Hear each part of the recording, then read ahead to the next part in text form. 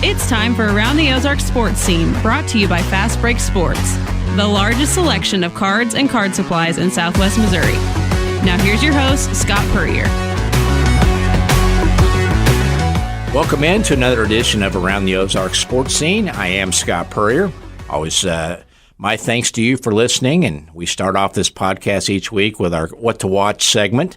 Hopefully everyone's recovered from that big Chiefs victory on Sunday night, and some will still be partying through midweek this week with the return of the parade for champions through downtown KC. So I'm sure there'll be some Ozarkers make the trip up there, and deservedly so, because knowing a lot of people spent a lot of time suffering through Chiefs agony back in the 80s and early 90s and periods like that. This is a glorious time to be a Chiefs fan.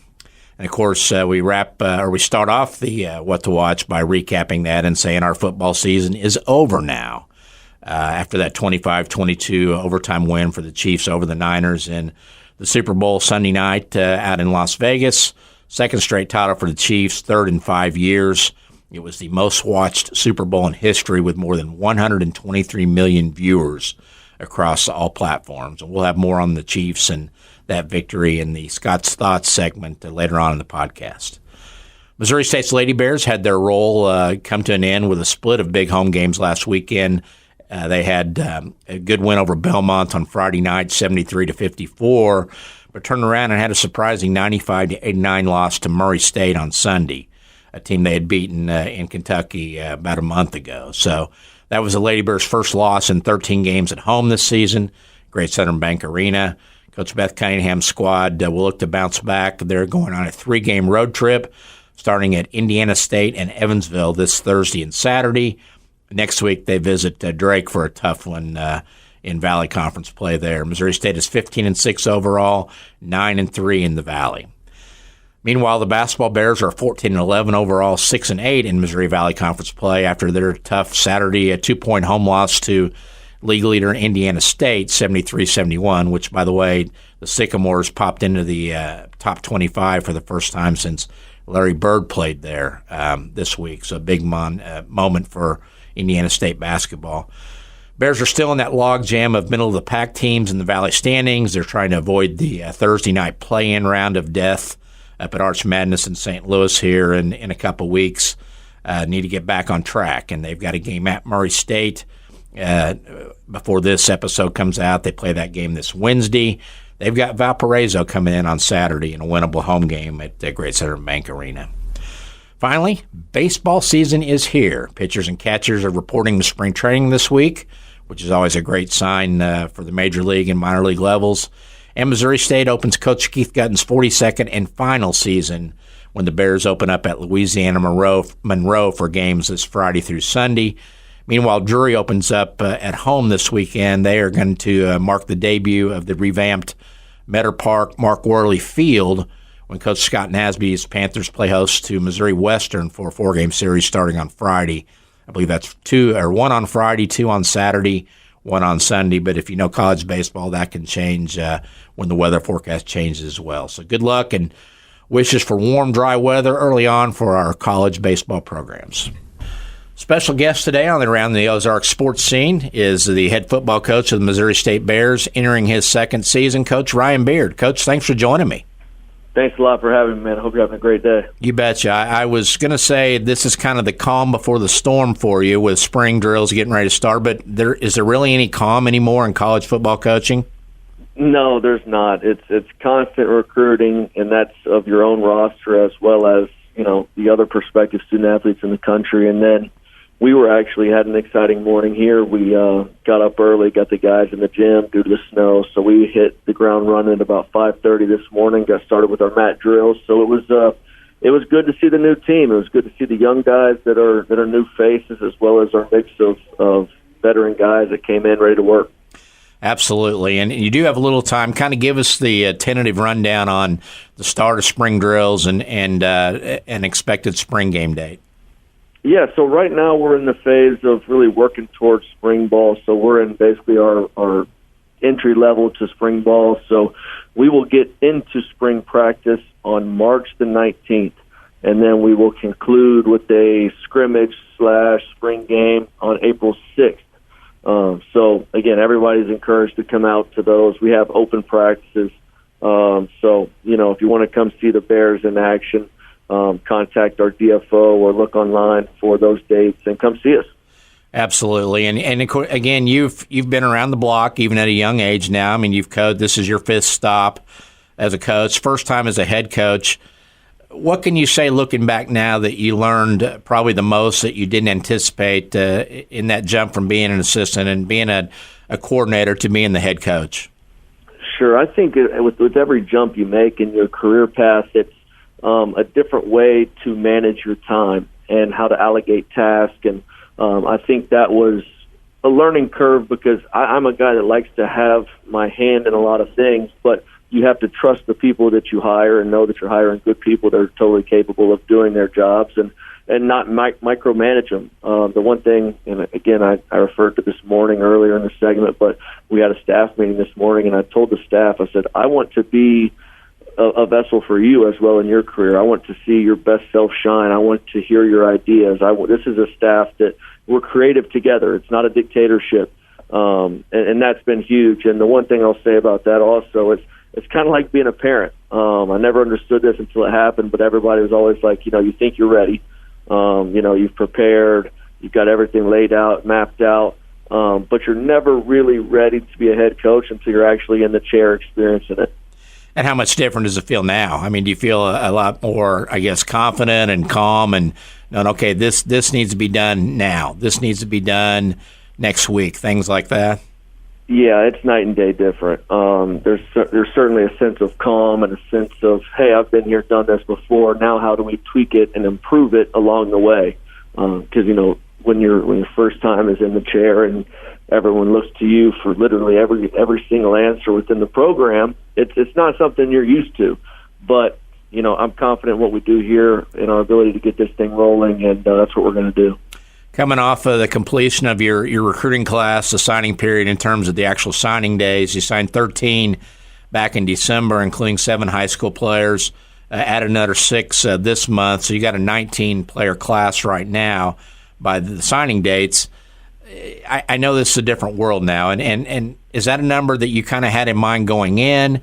And how in the world does a coach know now what to hold back, with spring drills, with the portal, with all that factored in, because there are defections after spring games too now as well. Right. Really, you almost break it up into almost like a football game, 4 quarters. When me and you were playing and everybody else that used to play college football, there was one major signing day, and there weren't all these other signings throughout the year. But now we take it in really 4 quarters. Obviously, the beginning of the year with the 2 signing days, and then your after spring signing period. Your summer, there's really a time that you can sign guys in the summer. So there's really 4 different opportunities to, make sure your roster looks the way you want it to look. And again, it's kind of everything in the air because there's guys that could hit the portal tomorrow. I mean, if you're a graduate student and, you don't like how a practice goes, technically you can get yourself in the portal and be picked up by another team. So the proverbial toothpaste is totally out of the tube in regards to the guardrails of recruiting. That's neither here nor there. It's just the world we live in. We got to continue to navigate it. I saw where one of the early signees in December was a tight end from Arkansas, kid out of Siloam Springs, Arkansas. Did you get him before your father-in-law got there or not? I did. Hunter Talley. Hunter Talley is his name, and he is a great-looking young player. He actually played all around the field in high school. And the one thing that I pride myself on is being a coach that's coached at every level, D2, FCS, FBS, Power 5, G5, whatever it is. And at D2, we were always taught to identify the best player on the field and be able to fit him into your package somewhere. And the Arkansas guys did a nice job of seeing Hunter as a quarterback and as a defensive player that played all over the field, understand that, hey, with his size, his frame, he can be a dynamic tight end, and he's going to be a really good player. Is that where you'll have him tight end? Yes. Yeah. Kind of thinking back to what we talked about just a second ago about the learning curve as a head coach, and for those who don't know, Ryan's father-in-law is Bobby Petrino, who's now the OC down at Arkansas. How much did you pick his brain after he left in terms of the head coaching aspect of it and learning that part of it? Yeah, a ton. I think having strong mentors in any business is important, and I've been fortunate enough to play for and work with a ton of strong football minds. Because just in the last 5 years, it was Bobby Petrino, Jim McElwain, Jeff Brom. Jamarcus Shepard is now the wide receivers coach at Alabama. We've been around some really strong football minds, and I've been extremely fortunate. I tell the players all the time, I said, you can never underestimate the value of relationships, because as a player, I played for 2 head coaches, 3 D coordinators, and 5 position coaches. And it was absolutely brutal as a player. But now that they're all successful coaches in their own right, now I have just a huge, massive network of guys to be able to pick their brain and kind of get dialed in on what we need to do in our program. Probably don't talk much about recruiting targets now with him right in your backyard, do you? There's still some differences there. Yeah. So, there's no reason not to bounce ideas off each other. And, we have similar recruiting areas. So, he'll ask if I've seen this guy. I'll ask if he's seen that guy or had him to a camp, or if we've had a guy to camp. Because, again, it's a lot like we have to be realistic. And I'm sure you understand that in regards to even our staff. There is a different level to resource that Arkansas can offer that, Missouri State will get there, but it's not quite there right now. So, there's no reason that we can't all play nice and go after some different people. We talked about your classes you're bringing in, but the class you brought in last year, really your first recruiting class, I know there were a lot of really high-profile local names. I assume, did most of them redshirt, Cole Forbacher, Caden Weist, Andrew Link, and guys like that? Yeah, and they look great. I'm telling you, we had a workout this morning, and they're a super impressive group. And we oftentimes go around the staff room and talk about who impressed and, who needs work. And some of the guys that impressed were the guys you just named. Caden looked great. Link was phenomenal. They're both big, strong, powerful guys. Cole is still learning the position of quarterback. When you're in the empty gun in high school, every single snap, you have to learn to truly play quarterback. He's got to hand the ball off. He's got to make progression reads. And I think that's where he's made some of the biggest strides. I saw him at the Bass Pro Tournament Champions just in the crowd, and I've known him back to, when our sons played 3rd and 4th grade, and just how big he was physically, just in that year and stuff was amazing to me. And then I look and see you had 3 freshman All-America second-team selections, according to Phil Steele, and all 3 were redshirt freshmen. Is that kind of the Beard way and probably the general football way, is those kids need that year to get ready if they're really going to produce?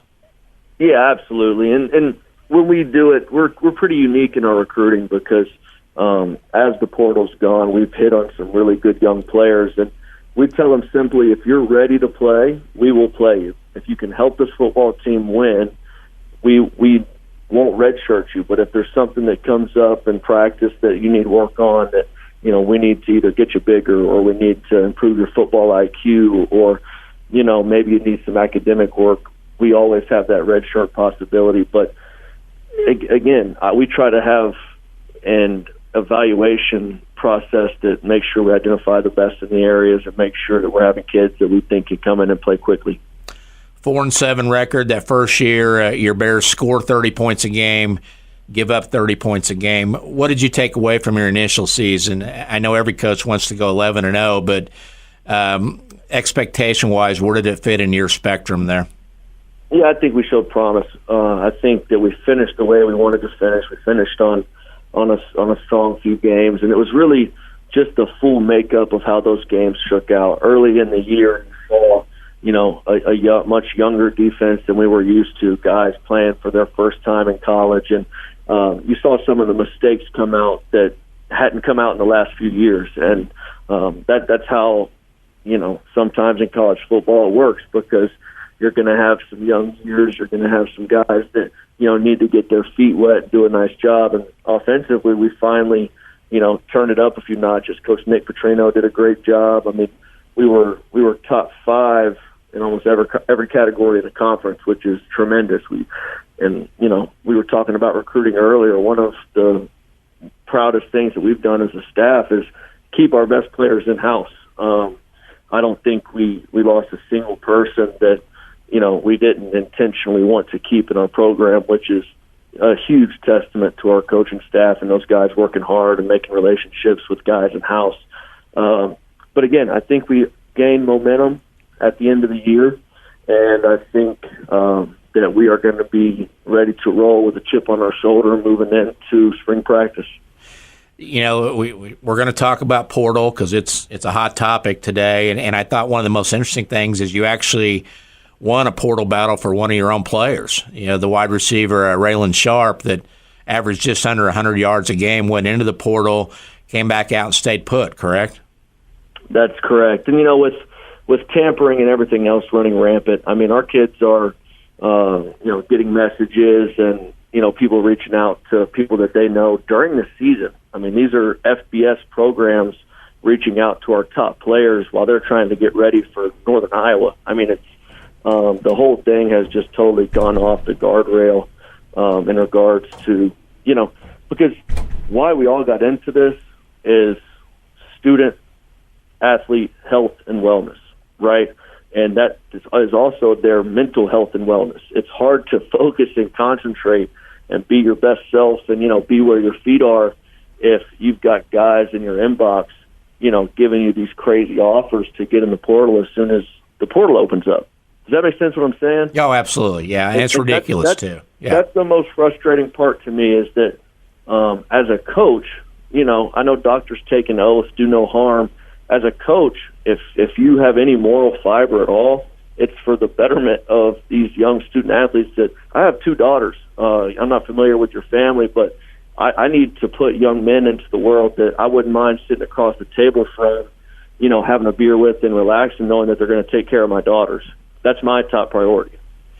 How do you find out if one of your kids has been tampered with? Do they come to you in most cases? And yeah. They? People think they're that everybody's good at hiding things, but we hear the offers that are being made, and a lot of times because you can see it all over the young men's faces. They're not trying to get the other, the people that are reaching out in trouble or anything like that. They just don't know how to navigate it because it's so crazy to them. NFL guys, they have agents that deal with that stuff. This is just a random Twitter message or somebody that finds their cell phone. Wow. And, as an industry, as a coaching industry, and I don't want to get you in any trouble with the NCAA, obviously, but how disappointing is it that there's nobody really governing this right now? Yeah, it's frustrating at times for sure. I think that, the NCAA is in a tough spot. I think they're trying to do the very best they can, but we have to try to eventually get this thing under control in some capacity. Now, you're going to ask, do I have any ideas of what that could look like?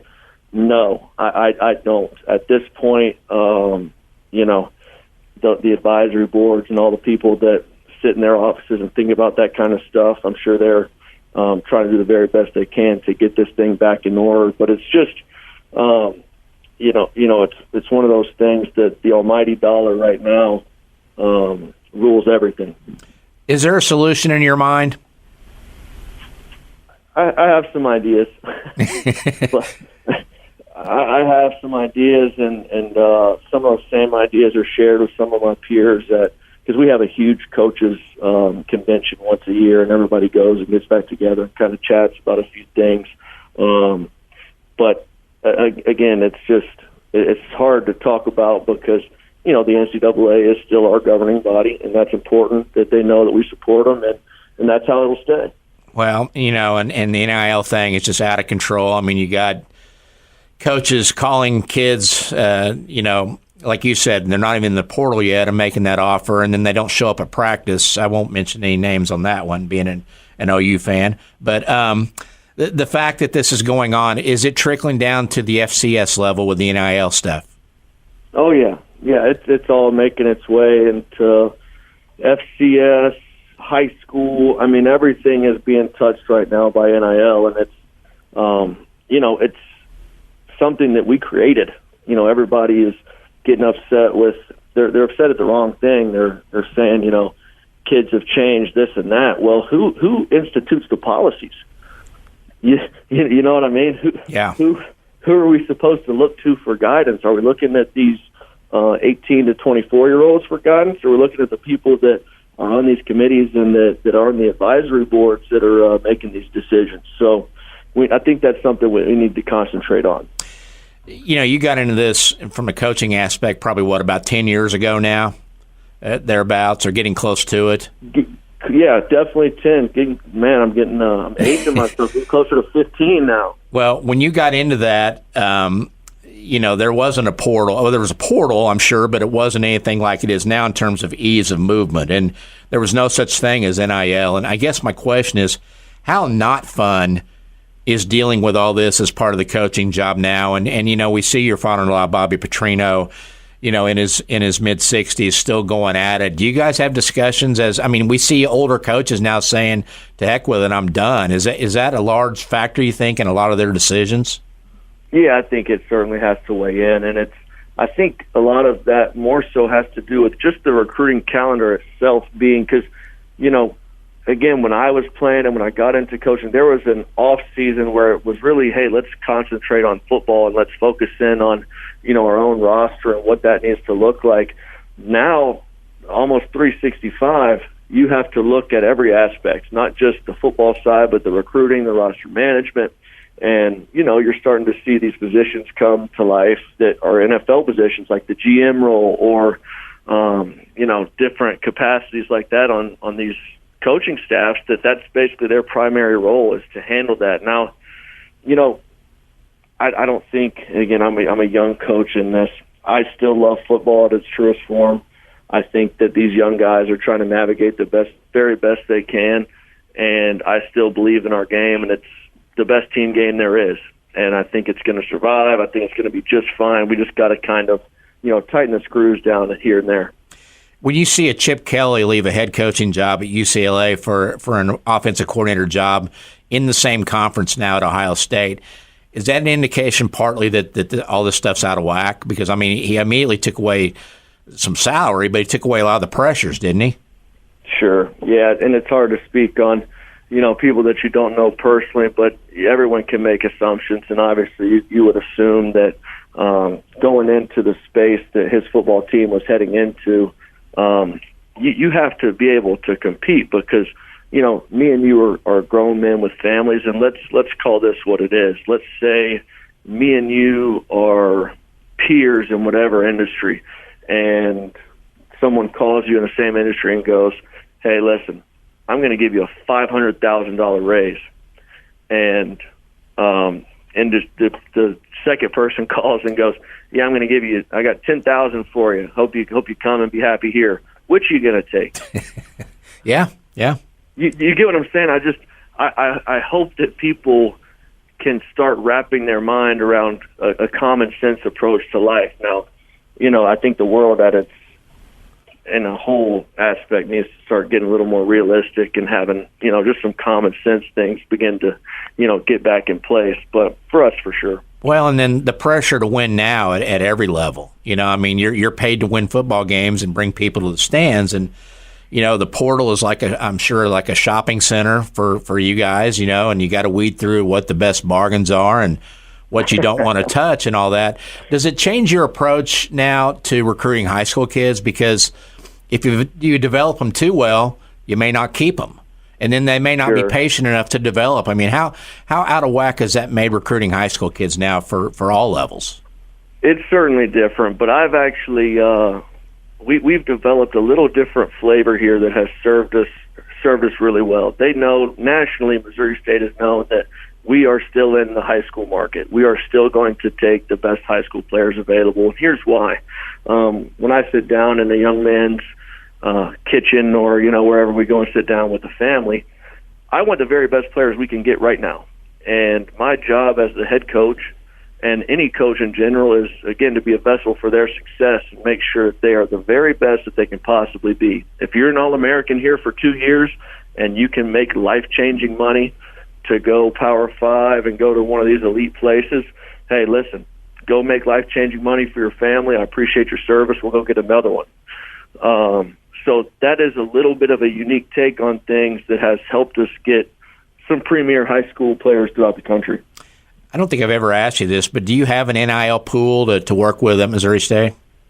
Our collective does a nice job in creating resources for our football team, and hopefully anybody listening to this, it is a major part. We need your help. We need things for our players to put them in positions to be as successful as possible. So reach out to the FPA, which is a great foundation, and I can get you in touch with the right people. Reach out to me if you want to get involved and you want to make Springfield a premier place in Missouri Valley to play football. Give me a couple goals you have for this spring and the spring game. So spring, we just need to come out and gain some depth in some areas. The one thing that we kind of talked on offense and defense a little bit earlier, defensive line last year, we got so thin. We really had 4 of the 6 in the rotation were freshmen and sophomores. So we have to make sure we continue to develop our young guys and get them a ton of reps, and find out who wants to compete. Again, when you've got guys trickling in from the transfer portal and you've got your foundation guys that have been grown within the program, it's always fun to see what this year's team will look like, because that's the exciting part. You know, we can talk about last year's and this and that, but you know, it's just time to see the mental makeup and the heart of this football team. That's what I'm most excited about. And then spring game, you know, just the spring game has to be fun for us, the fans, for everyone involved, because we want to make it an experience that's enjoyable. They will have grinded their butts off throughout spring, and that's kind of a chance to, you know, have some fun and perform in front of your family and friends. A couple questions to wrap it up about MVPs. Tell me, as a football coach, when you see Patrick Mahomes, what do you see and how does he do what he does and do it so well? Yeah, I mean, his mental makeup is incredible. And we had a team meeting the other day, and I told the players, I said, you know, when you're at the legal age to gamble, if that's something that you like doing, never bet against a winner. Winners win. It is so true, because he's never out of the game. When you watch him around his teammates, his demeanor never really changes that much. Sure, there's some, you know, high and low flashes, but he's Mr. Consistent. He knows what it takes to get the job done. He understands his role. He understands, you know, again, the way that he has to process to keep his team in the fight at all times. I think that's one of the most impressive things he does. And the other MVP, just a reminder to you, Ryan Beard, that Valentine's Day is this week. It's got to be your wife, Katie. You got 4 kids. You're a head football coach. How does she manage the homestead? She is the only reason that we are in this position. She is an incredible woman of faith. She has things. I mean, I cannot. I'm sitting here smiling ear to ear because I know how special she is to me, and if you've ever gotten the chance to meet her and see her and just be in her presence, she is the radiating light of my life, and this football team is lucky to have her as well, because, you know, a lot of coaches talk about family this and family that, but I encourage all these recruits to go into the offices and see if there's actually kids running around and see if our wives are around. And, you know, the wives have Special Treat Wednesday during the season, and they all cook home goods and baked goods for our players and come out and, you know, throw football and give them a taste of home. And that's just, you don't get that everywhere. And the one thing that I can say to anyone in the surrounding area that's wondering about Missouri State football and the direction it's heading, that speaks volumes in itself. Is we're truly about the student athlete. It's a family-oriented place. And I can't thank Katie Beard enough for what she does and what she has done for my life and what she does for this organization. So it sounds like I did not need to remind you that tomorrow's Valentine's Day, right? Hey, listen, I was laughing with Katie because I'm Catholic and we're going to get our ashes tomorrow. I said, hey, babe, listen, you know, it's Valentine's Day, but it's, you know, also Ash Wednesday, got to get to church. She goes, I already knew. We're going to 5:30. You know, I'll see you there. I'll have the kids ready. We'll see you at Immaculate Conception when we go to church. So I know that sounds simple to you, but it's just who she is. She's selfless. She is just overall an amazing woman. Very good. Coach Beard, appreciate your time. Best of luck to you and the Bears, and go get them, okay? I really appreciate you having me on. Thanks a lot for your time. You bet. Thank you, Ryan. As we do each week, we wrap up the podcast with Scott's Thoughts, my ramblings and musings on the things in the local, regional, and national world of sports. We start out by saying it is accurate to call this a Chiefs dynasty, now with Super Bowl titles back-to-back in 3 of the last 5 years. And this glorious run for Chiefs Kingdom may not end for a few more years. Patrick Mahomes is only 28 years old and entering his prime for NFL quarterbacks. That should last at least the next 4 or 5 years of very good Patrick Mahomes play, if not longer. Isaiah Pacheco just finished his second year and seems to be the perfect running back for that system with his angry running right up the middle and ability to catch passes out of the backfield, too. Rashee Rice, the rookie wide receiver, appears to be on the verge of stardom with the relationship he formed with Mahomes down the stretch as his favorite go-to out wide. He's going to be a good one. And that offensive line is relatively young and got some good guys up front to keep those guys protected. I think the Chiefs could use another talented wide receiver like a T. Higgins or maybe a Calvin Ridley to be a solid number 2 complement to Rice outside. And you got Travis Kelce. He'll be another year older, but he's still better than about 2/3 of the tight ends in the NFL. So don't think the offense is going to be a problem going forward as it was early in the year when they were trying to figure out the roles for Rice and Pacheco and some of those guys this season. I think the key will be keeping that young defense as intact as possible. They've got budding stars everywhere that are going to have to get paid at some point, especially the corners with L'Jarius Sneed and Trent McDuffie. The combo of defensive coordinator Steve Spagnuolo's blitz packages and the way those kids on the corners lock down the talented Frisco receivers, Brandon Ayuk and Deebo Samuel, really to me was the main reason the Chiefs walked away with the biggest trophy again. They may have to let free agent and middle disruptor Chris Jones walk. We may need too much money, but keeping the free agent to be Sneed is imperative for the Chiefs to have that defense as good as it was this year. As bad as things have been down south with Arkansas men's basketball, they are embarrassingly even worse up north at Mizzou. Dennis Gates appears to be a coaching and recruiting revelation last year when the Tigers had such a good season, his rookie effort, 25 wins and going to the NCAA tournament, getting a win there. But a lot of that memory has been erased with this disaster of a season with Mizzou fans, if you read the message boards and check out their comments. Mizzou's 8-16 overall. They are amazingly 0-11 in the SEC entering this Saturday's game at Ole Miss. And if you look at the Tigers' remaining schedule, I'm not sure there may be another win on it. Gates had that remarkable recruiting class, or has a remarkable recruiting class coming in for next year, and there's no doubt he'll get a chance to coach that group. But boy, it makes you wonder right now which Gates is the real Gates. Hopefully it's somewhere in the middle for Mizzou fans. Speaking of Mizzou basketball, there are rumblings that the school could be looking for a new women's head coach after the season to replace Robin Pinston, as the Tigers have posted another less than inspiring season with their 11-13 overall record, 2-9 in the SEC. Don't be surprised if former Kickapoo and Drury standout Molly Miller, who also, of course, coached at Drury, had an amazing run there, emerges as a candidate to return to her home state. Molly is having her best season of her 4 years at Grand Canyon University. Her Lopes are sitting at 20-4 overall. They're 12-1 and atop the standings of the Western Athletic Conference. The WAC is not the SEC, but if Molly can get Grand Canyon into the women's big dance, her work there may be done and a payday awaiting. She's won everywhere she's been, so I wouldn't doubt her ability to get things turned around eventually in Columbia if given that opportunity to. Lastly, to address the local controversy with the extra 2 points erroneously given by the scoreboard operator to Kickapoo last week in the second quarter of their eventual 1-point win in a thriller versus rival Glendale, it happens. Human error. It happens more often than you know and think. It just so happened this was a rivalry game and a game that came down to a 1-point decision as well. Rather than call on Misha to reverse the final outcome of a game that had another 19 more minutes of game time to be decided, and actually saw Glendale take the lead and blow a 6-point lead late, I'd wonder why it wasn't spotted and protested more aggressively by someone on the Glendale bench, the coaching staff, a player on the bench, even the fans, somebody going down to the Glendale bench and say, hey, they've got 2 extra points. I know Glendale coached in the past that would have put a chair out midcourt and wouldn't have moved until that had happened. But you just can't expect miss you to step in and reverse a game like that. It's human error. It happens. So you got to move on.